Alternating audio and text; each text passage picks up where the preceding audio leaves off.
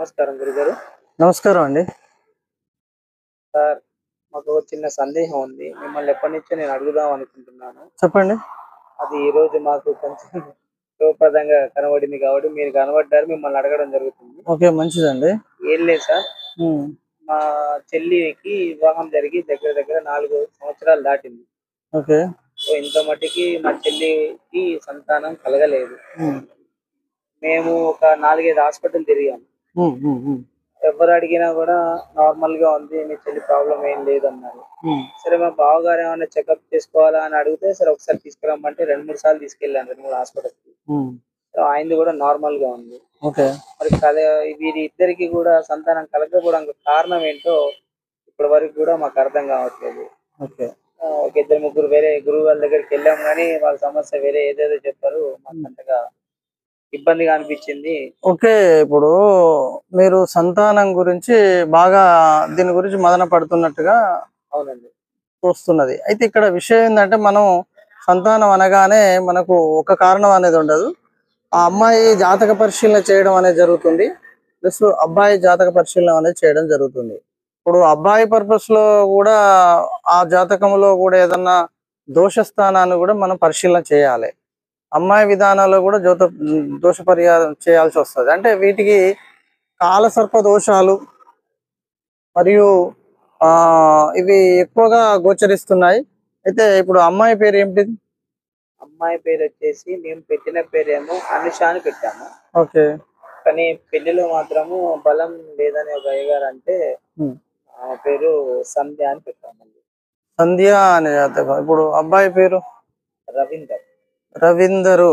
సంధ్య ఇది శతభిష నక్షత్రం, కుంభరాశి సంధ్య. రవీందరు. రవీందర్. ఇతనిది తులారాశి.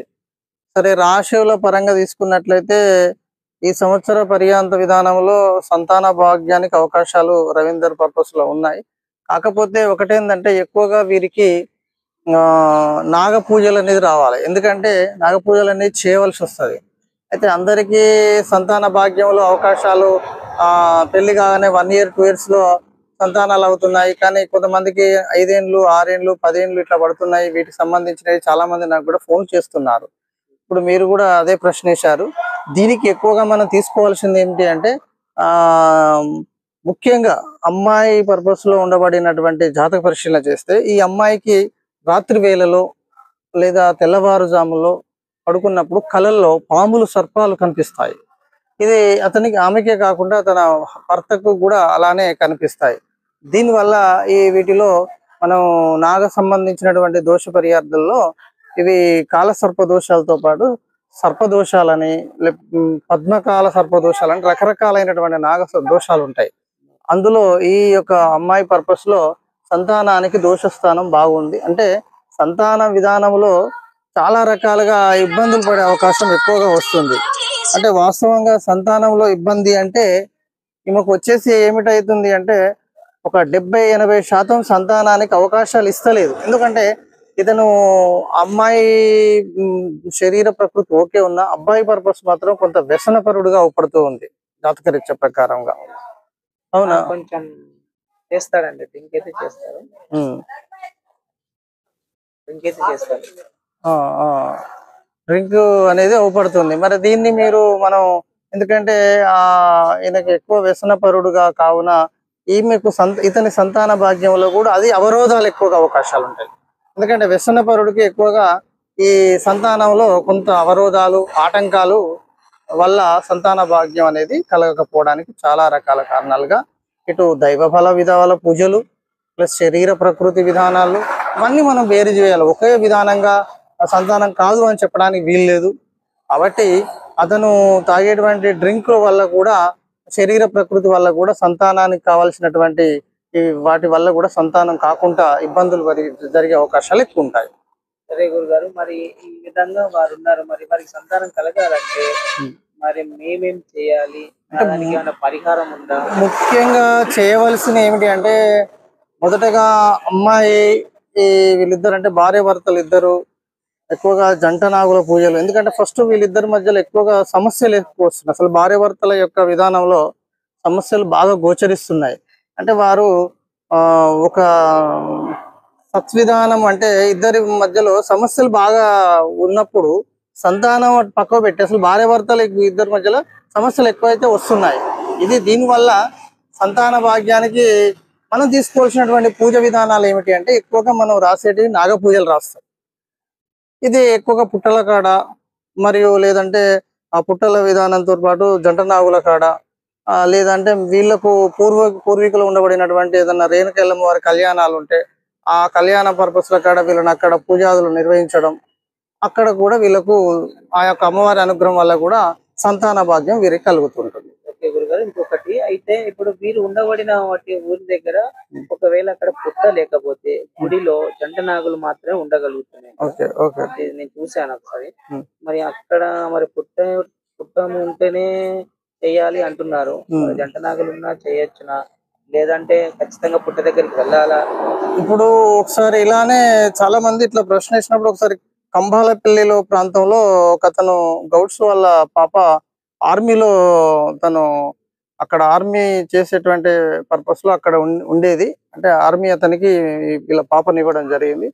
అక్కడ ఉన్నప్పుడు ఆమె పూజ చేస్తున్నప్పుడు అక్కడ ఎలాంటి పుట్టలు అవన్నీ చేయడానికి లేకపోయినప్పుడు నాగ ప్రతిమలు వెండి నాగ ప్రతిమలు 5 ముఖములు కలిగి లేదా 3 ముఖములు కలిగి లేదా ఒక్క ముఖము కలిగినటువంటి అలాంటి సర్పాలు వెండితో చేపించుకొని ఇంటిలో ఒక గదిలో కనుక మన పూజాదులు నిర్వహించుకున్నట్లయినా కూడా ఆ యొక్క నాగ దేవుని యొక్క అనుగ్రహం అంటే శ్రీ సుబ్రహ్మణ్య వల్లి దేవతల అనుగ్రహం వల్ల కూడా వీరికి సంతాన భాగ్యానికి అవకాశాలు ఉంటాయి. అయితే ఎప్పటికి చేయాలా, ఎన్ని వారాలు చేయాలా ఈ మంగళవారాల పూజలు అంటే మనం రాసేది ఎక్కువగా 11, 21 దగ్గర చాలా కొంచెం మంది ఇంకా పూజలకు ఇంకా బాగా దోషాలన్న వారికి 41 మంగళవారాలు రాస్తాం. అయితే ఎక్కువగా ఏ విధమైన కానీ ఈ పూజలను చేయడం నిర్వర్తించడం అనేది ముఖ్యం ఫస్ట్. ఓకే, అంటే మీరు అన్నట్టుగా వెళ్ళి నాగ దేవతలుగా చేసుకొని ఇంట్లోనే చేసుకోవచ్చు అంటున్నారు. సరే, అలా కాకుండా గుడికి వెళ్ళి జంట నాగులు ఉన్న అవి రావి చెట్టు కింద ఒక్కోసారి చూసాను. ఓకే, వాటి దగ్గర ఉన్న కాడ హనుమాన్ టెంపుల్ ఉంటది, దాని పక్కనే జంట నాగులుగా ఇట్లా గుడిలాగా ఉంటది, అక్కడనే చేసుకోవచ్చా? ఇంకొకటి నాగేంద్ర స్వామి గుడి ఉంది.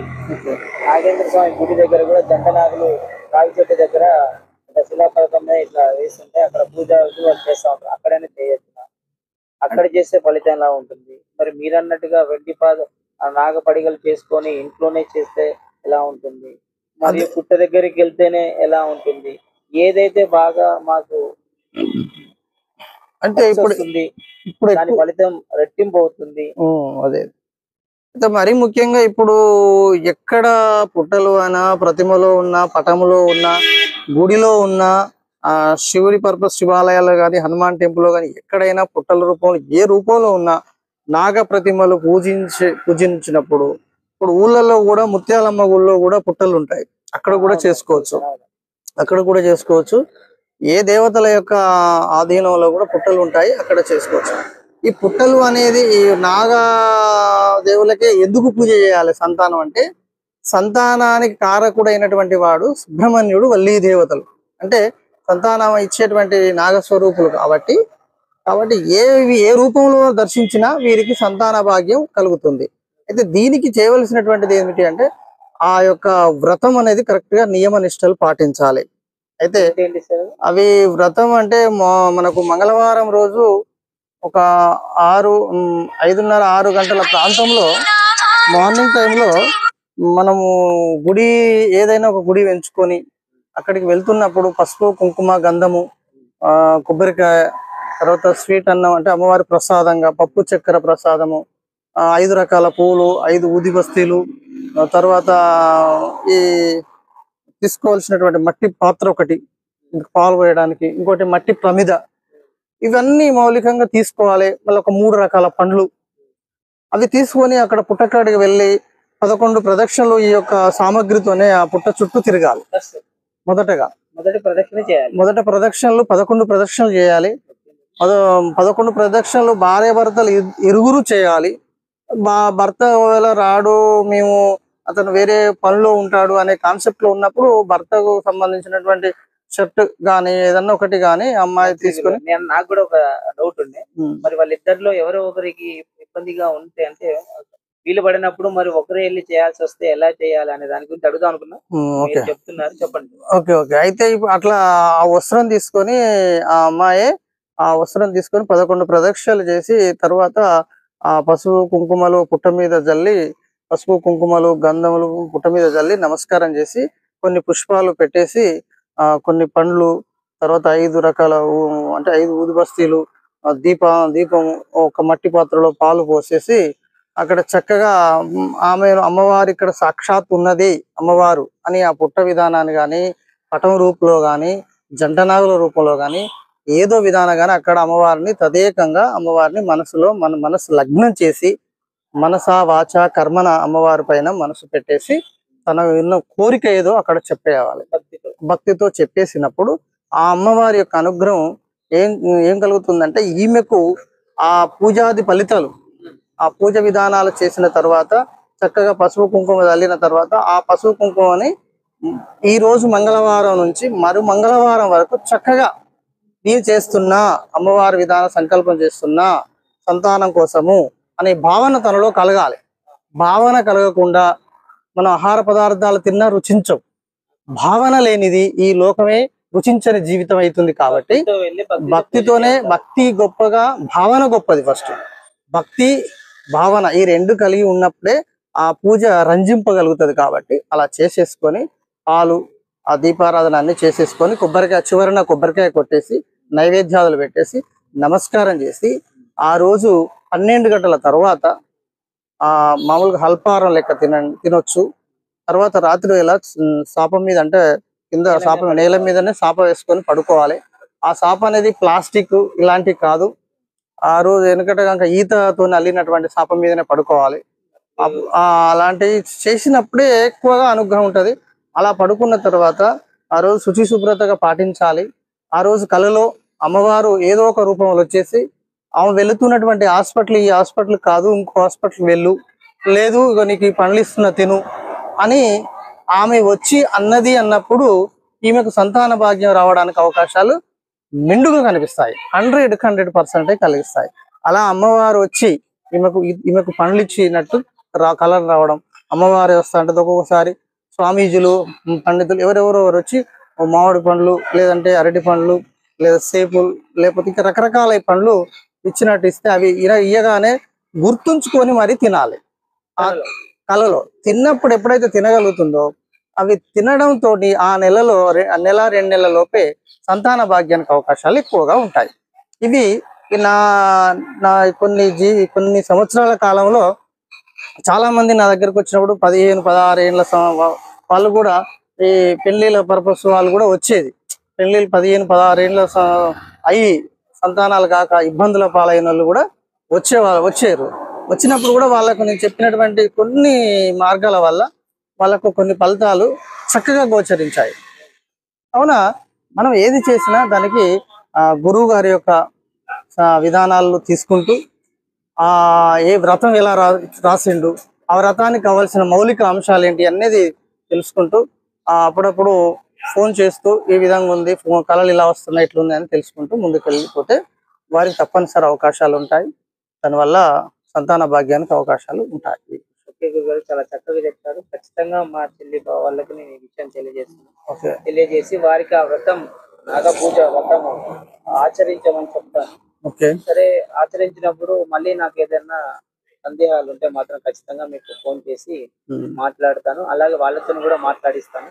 కొంచెం మీరు ఏమన్నా ఉంటే వారికి ఏదైనా డౌట్ ఉన్నా సందేహాలు ఉన్నా కొంచెం చెప్పగలరు. ఇదొకటి నాకు చేసినందుకు నాగదేవత మమ్మల్ని కరుణించిందంటే మేము మర్చిపోము ఎప్పుడైనా. తప్పనిసరి. ఎందుకంటే ఇప్పుడు మనము చెప్పడం చేయడం అంతా భగవంతుని యొక్క ఇచ్చ, అతని యొక్క కోరిక. ఆ 7 కొండల వాడి యొక్క అనుగ్రహం కూడా కలగాలి. ఆ జగన్మాత కనకదుర్గ తల్లి యొక్క అనుగ్రహం, రేణుకెళ్ళమ్మ వారి అనుగ్రహం, సుబ్రహ్మణ్య వల్లీ దేవతల అనుగ్రహం వల్ల ఈ యొక్క సంతాన భాగ్యాలకి ప్రతి ఒక్కరికి నా దగ్గరికి వచ్చిన కొన్ని ఏండ్ల నుంచి కూడా కొన్ని వ్రతాలు రాస్తున్న సుమారు 100 మందిలో 90-95% మందికి సంతాన భాగ్యాల అవకాశాలు ఎక్కువగా ఉన్నాయి. 5% మంది ఉన్న వాళ్ళు కూడా కొద్దిగా లేట్ అటు ఇటుగా జరిగినాయి. కొంతమంది ఒక ఆమె సమ్మక్క సారక్క దేవుడు గేట ఆమెకు కూడా చాలా ఇబ్బందులు పడుతూ కూడా వచ్చింది. ఆమెకు కొన్ని సజెషన్ చెప్పాను. ఆమె ఆ ప్రకారం ఫాలో అయింది. ఇమ్మీడియట్లీ ఆమెకు కూడా ఈ మధ్యలో సంతాన భాగ్యం అయిందని కూడా చెప్పడం జరిగింది. చాలా సంతోషం అనిపించింది. కనుక అమ్మవారి యొక్క అనుగ్రహం. మీరు అన్నట్టుగా దేవదేవుని యొక్క ఆశీస్సులు, మీ యొక్క ఆశీస్సులు ఉంటే మా చెల్లి గారికి మా బావగారు చెప్తాను ఖచ్చితంగా అప్పుడు ఆచరించండి అని చెప్తాను. అలాగే మీ యొక్క ఛానల్ పేరు ఏదో చెప్తున్నారు, నేను అది చూశాను కానీ నాకు అంత ఐడియా లేదు. ఇప్పుడు ఛానల్ అంటే అది వాస్తవంగా అది SMYS అని ఉంటుంది, వెంకటేశ్వర స్వామి పాదాలుగా ఉంటుంది. అది యూట్యూబ్ ఛానల్లో మనకు SMYS అని కొట్టగానే మనకు యూట్యూబ్ ఛానల్లో వెంకటేశ్వర స్వామి పాదాలు అవపడతాయి. తర్వాత మన నెంబర్ కూడా 8790314636 కు ఫోన్ చేసినట్లయితే మీకు ఈ యొక్క సంతానం సంబంధించే కాదు మరి ఏ విషయంలో అయినా లకోట ప్రశ్నలు, హనుమాన్ ప్రశ్నలు, వెంకటేశ్వర ఉపవాసంలో ఉన్నటువంటి కొన్ని ప్రశ్నలు ఉంటాయి. అవి ఆన్ ది స్పాట్ లోనే కొన్ని విషయాలు చెప్పడం అనేది జరుగుతుంది. ఇవన్నీ ఫ్రీగానే చెప్పడం, కొన్ని ఫ్రీగానే చెప్పడం, కొన్ని మాత్రం గవ్వల ప్రశ్నల ద్వారా చెప్పడం జరుగుతుంది. కాబట్టి ఈ ఛానల్ ని మీరు చూస్తున్నటువంటి ప్రతి ఒక్కరికి ధన్యవాదాలండి. ఇప్పుడు దాదాపు చాలా మంది ఒక 500కు పైగా సబ్స్క్రైబర్లు ఉన్నారు. వ్యూ చాలా మంది చూస్తూ కొన్ని లక్షల మంది చూస్తున్నారు. సరే, ఇలానే ఆదరిస్తున్నటువంటి వారు ప్రతి ఒక్కరికి ఆ యొక్క స్వామివారి అనుగ్రహం కలగాలని, ఈ ఉగాది నుంచి కూడా ప్రతి ఒక్క రాశులకు కూడా చాలా వరకు మంచి జరగాలని ఆ శ్రీమన్నారాయణని నేను కోరడం జరుగుతుంది. కావున ఈ యొక్క ఛానల్ ని సబ్స్క్రైబ్ చేయండి, షేర్ చేయండి, కామెంట్ చేయండి. ఓకే, ధన్యవాదాలు.